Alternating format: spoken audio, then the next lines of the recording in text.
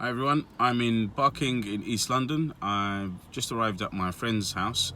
He's just moved in with his family into a new place and they have a very large garden, and this year they'd like to try out vegetable gardening. So I'm just going to go over and see what they've been doing. They've been planning already, and I'm going to go over and give them some help and some ideas and put our heads together and see if we can come up with some good ideas on how we want to, or how they would like to carry out their gardening for this year. So I'm looking forward to that. It's going to be really exciting because you could see their garden in stages until the summer, or until it's the autumn, when everything's fully grown. So yeah, I'm looking forward to it. So let's go inside and then back outside into the garden. So here we are at the back, and you can see it's quite a large garden. It's probably about, I'd say about 15 meters until you get to that back wall. And on the right and left, you can see where my friend Jackie and his dad have dug the area up. So clearly that's the area they want to do their growing in, and also this part here. And this part, you can see it's been tilled really, really well. So look at that soil. You'd think it's from, as soft as what it is in a compost bag, right? It's really, really good. And this is what it was like all over the garden. So my friend's invested in a lawnmower, in a trimmer, and these are things you have to get. So we are going to clear this area and build a trellis for the fani khodu, or the gourds.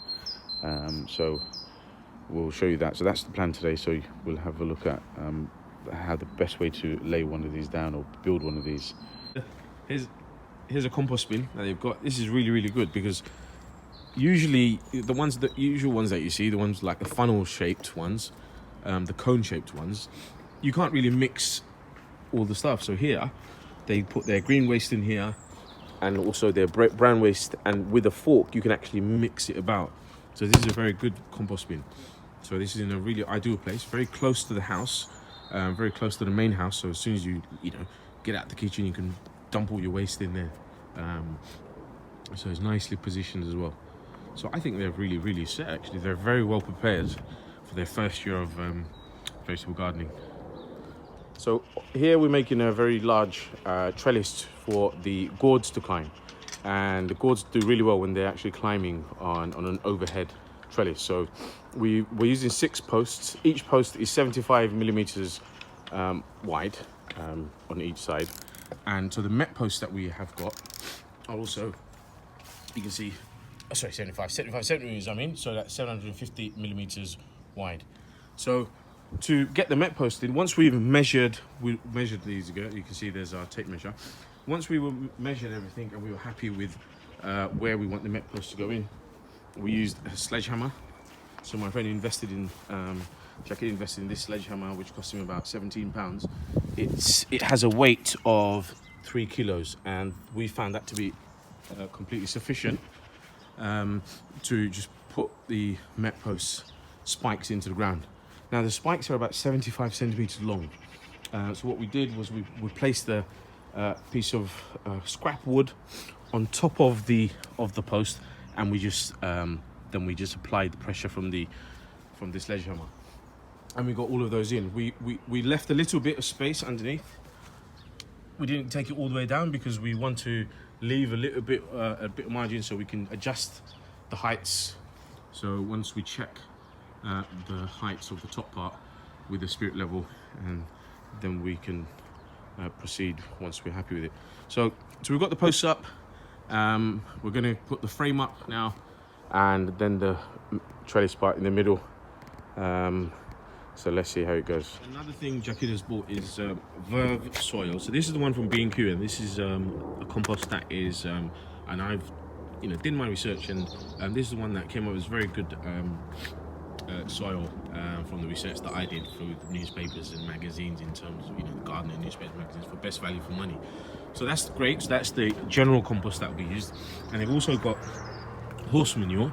They've got a couple of bags of horse manure to spread all over this area, and the area here, and also for the gourds that will climb that trellis at the back.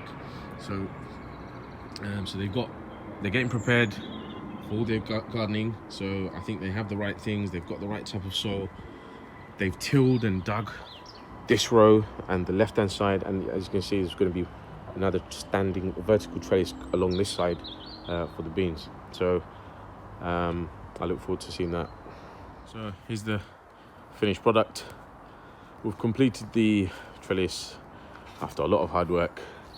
So as you can see, you need the met posts with spikes. So we've used 6 posts, and one I have in my garden is actually made of 4 posts. So so if you want a very large one, 6 posts, obviously you can go further. However, now this is key. One thing we learnt is that